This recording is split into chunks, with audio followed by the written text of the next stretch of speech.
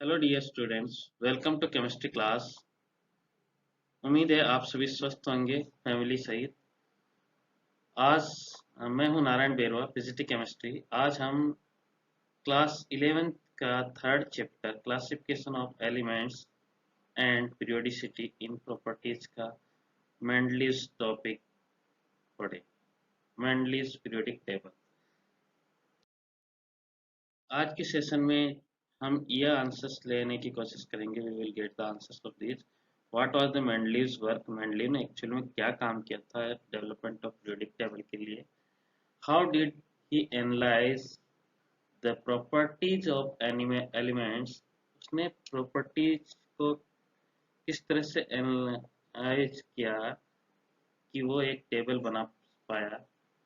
और what was the prediction? उसने खास, ये सबसे बड़ा काम होता है भविष्यवाणी करना और सटीक भविष्य प्रेडिक्शन अबाउट अनडिस्कवर्ड एलिमेंट। जो डिस्कवरी नहीं हुई उनके बारे में उसकी जो प्रेडिक्शन थी उसके बारे में खास चीजें। What are the drawbacks of Mendeleev periodic table? और उसके मेंडलीव पीरियोडिक टेबल में क्या ड्रॉबैक्स रह गए और समराइजेशन करेंगे हम एक ही स्लाइड में लास्ट में। चलते हैं, सबसे पहले हम देख लेते हैं मेंडलीव की दो पीरियोडिक टेबल। जो ये है सबसे पहले नए 1872 में पब्लिश होने वाली। ये आपने क्लास 10 में पहले से पढ़ ली है। और इसमें देखेंगे आप, हम ऑब्जर्व करा लेते हैं, यहाँ ग्रुप 1 2 3 4 5 6 7 8 तक ग्रुप है। ठीक है, इधर ये पीरियड्स लिखे हैं।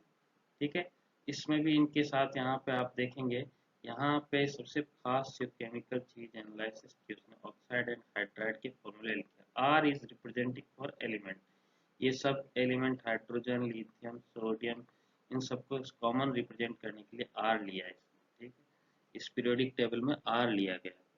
और इनके सब जैसे H2O, Li2O फॉर्मूला जो बनेगा इसका, वो इस फॉर्मेट में बनेगा। हाइड्राइड बनेंगे HH, LiH, NaH, इस तरह से। तो ये स्टडी की गई थी खास उसने, ये सभी के लिए बनाए उसने। और क्या किया वो सब देखेंगे, ये इसी पे खास बेस्ड है। उसके अलावा देखेंगे, ये देखिए इसने हाइड्रोजन, नेक्स्ट ये पूरा खाली है। उसका जो नेक्स्ट आया वो वापस लिथियम इसी के नीचे आया। Then beryllium, boron, carbon, nitrogen, यानी कि उसने इस तरह से अरेंज किया कि उसकी प्रॉपर्टी उसके साथ मैच। ठीक है, बेरिलियम के साथ जैसे मैग्नीशियम आया नीचे। ठीक है, तो ये एक अच्छा सा प्रयास था, काफी कुछ। अब उसने ये आपके क्लास 11th की पीरियोडिक टेबल है, ये थोड़ी लेटर ऑन 1900 फिफ्थ में पब्लिश हुई थी। तो ये इसमें सब मॉडिफिकेशंस हो गए। देखिए, ये हीलियम आ गया, जीरो ग्रुप वहाँ नहीं था, आप देखे होंगे। यहाँ जीरो ग्रुप आ गया, ये डिस्कवरी हो गई थी बाद में। उस टाइम तक डिस्कवरी नहीं हुई थी तो नहीं दे रखा था। और इस पीरियोडिक टेबल में ये डिस्कवरी हो गई, कुछ मॉडिफिकेशंस के साथ पब्लिश हुई। ठीक है, इसमें भी वही सब कुछ है। यहाँ फॉर्मूले इन्होंने ये जो लिखे हैं, आर एलिमेंट्स के फॉर्मूले, ये तो कोई इस तरह के हाइड्राइड ऑक्साइड नहीं बना रही है, समझ में आए, नॉट गैसेज है। और ये बना रहे थे, इनके ये फॉर्मूले हैं और मॉडिफाइड कर दिया है। ये हाइड्राइड्स इनके यहाँ है, उधर नहीं दिया। और काफ़ी कुछ मॉडिफिकेशंस करके इसको अलग से बनाया, पब्लिश किया। ठीक है, नेक्स्ट हम देख रहे हैं मेंडलीव पीरियोडिक टेबल में। अभी आपने जो हमने मेन ऑब्जर्व किया वो देखिए, एक सबसे पहली बार ये 1872 में पब्लिश हुई थी जर्मन जर्नल में। ठीक है, फर्स्ट एनालिटिकल, ये उसका यूँ कहे केमिस्ट्री की पीरियोडिक टेबल के लिए अच्छा खासा एनालिटिकल वर्क किया है with prediction for not discovered element के लिए, इसीलिए इसको खास माना जाना चाहिए। इसमें वर्टिकल कॉलम्स को क्या कहा गया? ग्रुप्स कहा गया। क्या कहते हैं वर्टिकल कॉलम्स को? ग्रुप्स। और हॉरिजॉन्टल रोज को क्या कहा गया? Periods. Elements were arranged on the basis of fundamental property. कौन सी प्रॉपर्टी ली गई? Atomic mass. अब यहाँ पे आप बच्चे एक ही बात बता रहे कि ये एक अकेली प्रॉपर्टी नहीं थी एटॉमिक मास, और उसका तो डेविएशन भी किया कहीं कहीं। तो यानी ये खास फोकस किया केमिकल प्रॉपर्टीज पे। यानी केमिकल प्रॉपर्टी सेम होनी चाहिए, लेकिन रूल्स की कोशिश करेगा कि एटॉमिक मास का इंक्रीजिंग ऑर्डर होगा, यानी कि जरूरत पड़ेगी तो इससे वो डेविएट हो सकता है, लेकिन केमिकल प्रॉपर्टी से डेविएशन नहीं। ये अमंग केमिकल प्रॉपर्टी उसने खास जो फोकस किया है हाइड्राइड। हाइड्राइड यानी कंपाउंड्स हाइड्रोजन के साथ क्या कंपाउंड बनाते हैं उसको हाइड्राइड कहते हैं, और एलिमेंट जो ऑक्सीजन के साथ कंपाउंड बनाएगा उसको हम ऑक्साइड कहते हैं। ठीक है, एलिमेंट का हाइड्रोजन के साथ कंपाउंड को हाइड्राइड, ऑक्सीजन के साथ कंपाउंड को ऑक्साइड। ठीक है, तो इनकी स्टडी की, इनके स्पेशली फॉर्मूले लिखे हैं और इनको मैच किया कैसा है फॉर्मूला। अब इसके बाद मेनली इसका खास काम क्या था, हम काम पे आते हैं, फोकस करते हैं कहाँ। तो उस टाइम पे 63 एलिमेंट्स नाउन थे। कितने एलिमेंट्स नाउन थे? 63। अब 63 एलिमेंट्स नाउन थे तो 63 कार्ड बनाए उसने, हर एलिमेंट्स के लिए एक कार्ड, यानी कि एक पेज बनाया हर एलिमेंट के लिए। और उस कार्ड पर उसने सिंबल, उसका एटॉमिक मास और फिजिकल प्रॉपर्टीज के साथ साथ एटॉमिक मास और केमिकल प्रॉपर्टीज भी लिखी उसने, मेनली फॉर्मूले ऑफ हाइड्राइड और ऑक्साइड। ठीक है, ये उसने लिखी। सब सभी एलिमेंट्स के कॉमन फॉर्मेट देने के लिए उसने आर यूज कर लिया, इस तरह से कि एक किस तरह से यूज हो रहा है। ठीक, अब आगे देखिए उसने ऐसा इनको ही दोनों को क्यों लिया, ये भी एक क्वेश्चन आता है कि उसने ऑक्साइड और हाइड्राइड को क्यों लिया। तो इस क्वेश्चन का आंसर है कि हाइड्रोजन और ऑक्सीजन है जो रिएक्टिव है, और ज़्यादातर ऑलमोस्ट सभी एलिमेंट के साथ, मोस्ट ऑफ एलिमेंट्स के साथ ये कंपाउंड बनाती है, ऑक्सीजन भी और हाइड्रोजन भी, इसीलिए सबके कंपाउंड मिल जाएंगे, तो इन्होंने इसी वजह से इसको लिया बच्चों। अब हम देखते हैं, तो बच्चों एक चीज और है, कंसीडर्ड फॉर्मूले ऑफ हाइड्राइड, ये इनके कंसीडर किया बेसिक प्रॉपर्टी के तौर पे क्लास। ये लेटर आर यूज किया है, ये समझ लीजिए। फॉर एग्जांपल उसका जैसे हाइड्राइड ऑफ CH4, CH4 को लिखना है तो वो क्या लिखेगा, CH4 की बजाय वो RH4 इस तरह से लिखा है। और CO2 को लिखना है तो C की जगह R एंड O2 इस तरह से। मेंडलीज वर्क में आगे और देखें तो उसने इसके लिखने के बाद उनको सॉर्ट आउट किया, सेग्रीगेट किया इन सबको, 63 कार्ड्स को विथ सिमिलर प्रॉपर्टीज, और पिन करता गया, एक वाल पे क्या करता गया, एक साथ पिन, एक जैसी प्रॉपर्टी वालों को एक साथ लगा दिया ऑन ये वाल। और उसने क्या ऑब्जर्व किया, that most of elements were grouped, वो ज़्यादातर एलिमेंट्स ग्रुप में किसी न किसी के साथ अरेंज हो गए, इन ऑर्डर टू देयर, और इसको इंक्रीजिंग एटॉमिक मास के रेस्पेक्ट में देखता है तो वो अच्छे से अरेंज हो गए।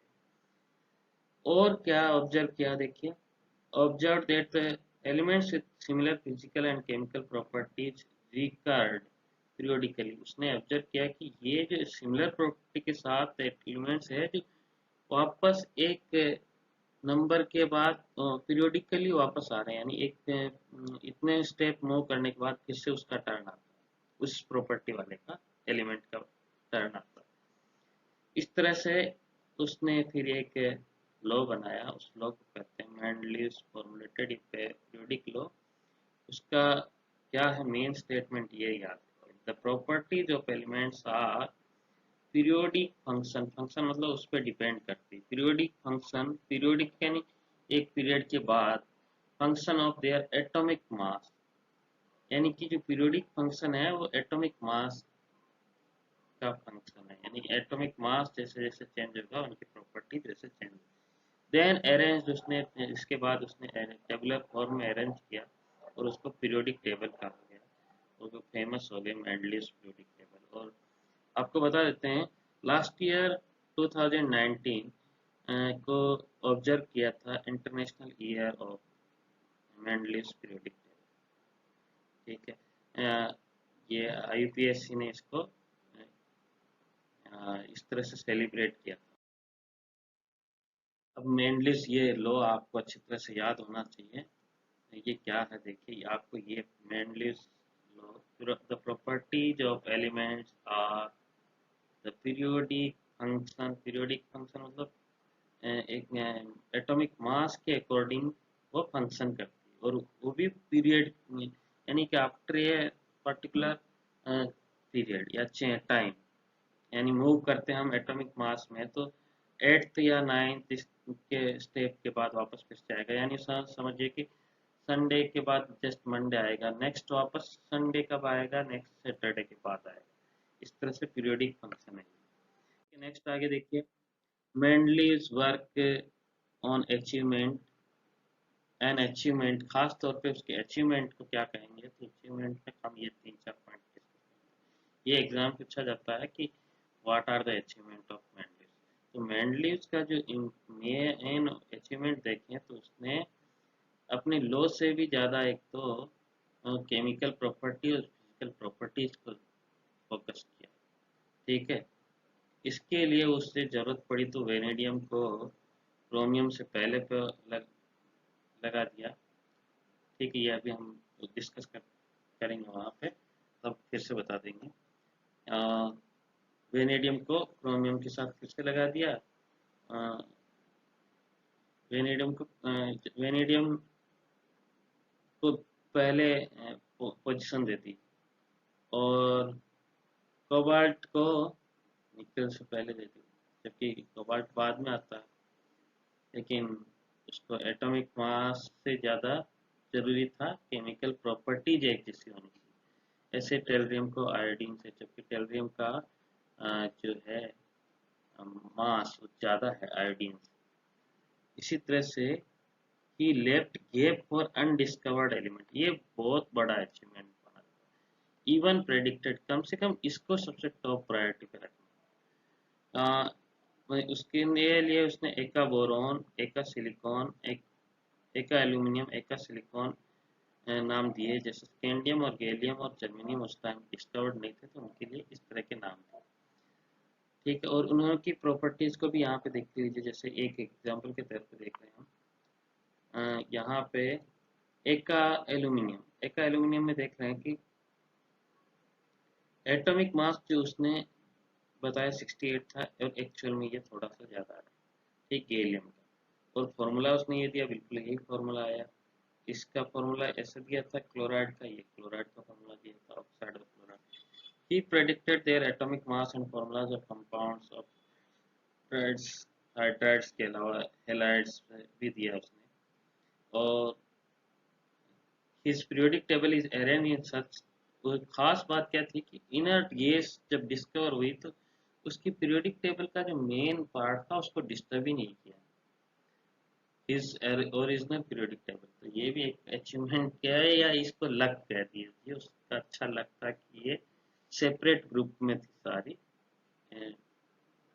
इनर्ट गैसेज या आइडियल गैसेज थी। इसके बाद देखिए ड्रॉबैक पे, अभी तक हमने जो पढ़ा सबसे पहले देख लेते हैं। सबसे पहले हमने मेंडलीव की 2 पीरियोडिक टेबल को ऑब्जर्व किया था, उसके बाद उसके वर्क और उसके अचीवमेंट, 3 पार्ट हम पढ़ चुके हैं। अब ये 4th पार्ट है ड्रॉबैक।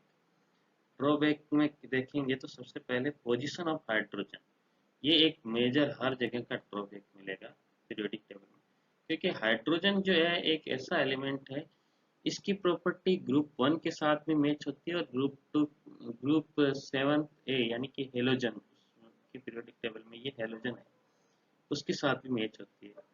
तो अब उसने ऐसे अल्कली मेटल्स के साथ रख दिया, सोडियम पोटेशियम के साथ, तो उनके साथ क्यों नहीं रखा जब, तो ऐसा एक डेविएशन चलता है इसका। हालांकि जो मॉडर्न पीरियोडिक टेबल में है, ये सॉल्यूशन निकाला गया कि इसको हाइड्रोजन को बिल्कुल ही सेपरेट ही रख दो अलग से।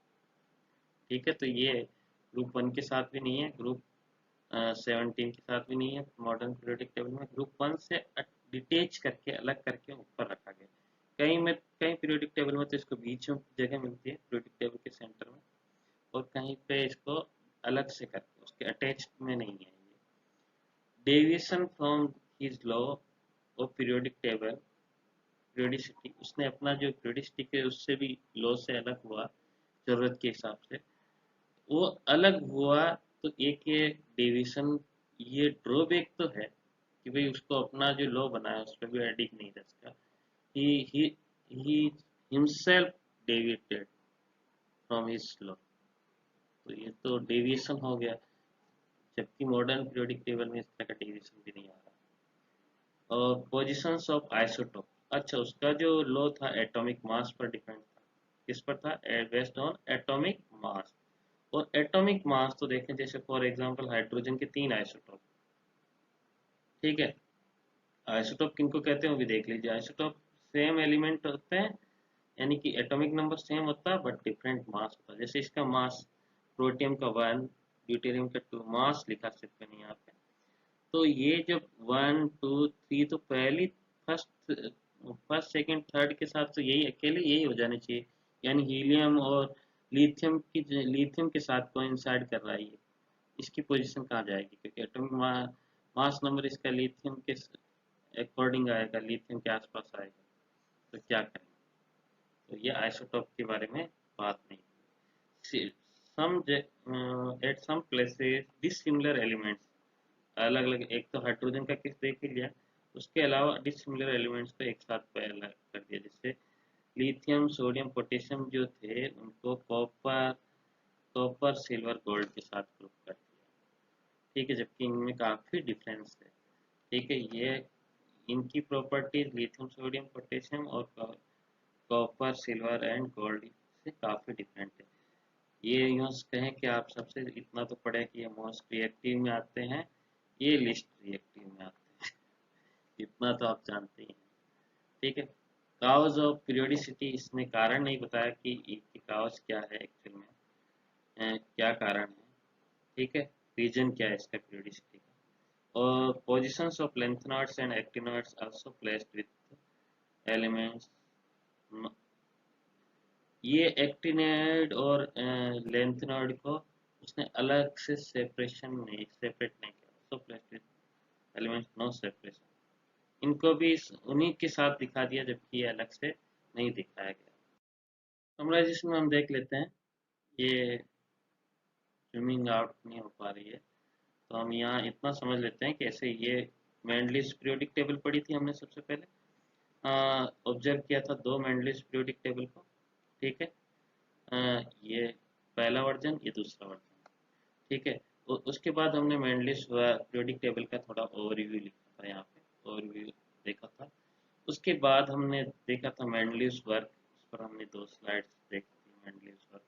थर्ड स्लाइड में उसके वर्क से अचीवमेंट क्या मिला, खास वो वर्क अचीवमेंट देखा।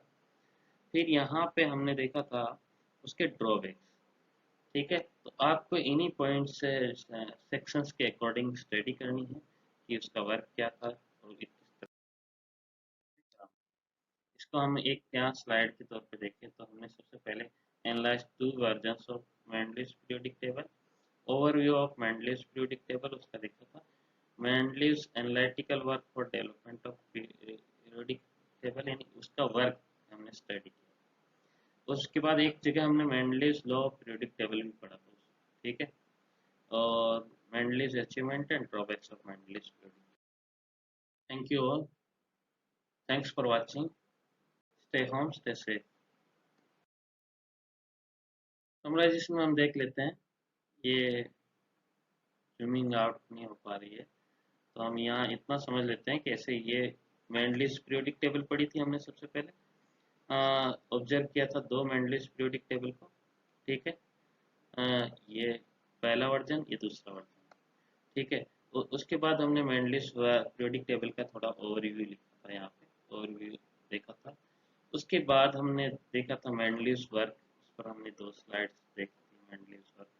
थर्ड स्लाइड में उसके वर्क से अचीवमेंट क्या मिला, खास वो वर्क अचीवमेंट देखा। फिर यहाँ पे हमने देखा था उसके ड्रॉबैक्स, ठीक है। तो आपको इन्हीं पॉइंट से सेक्शंस के अकॉर्डिंग स्टडी करनी है कि उसका वर्क क्या था और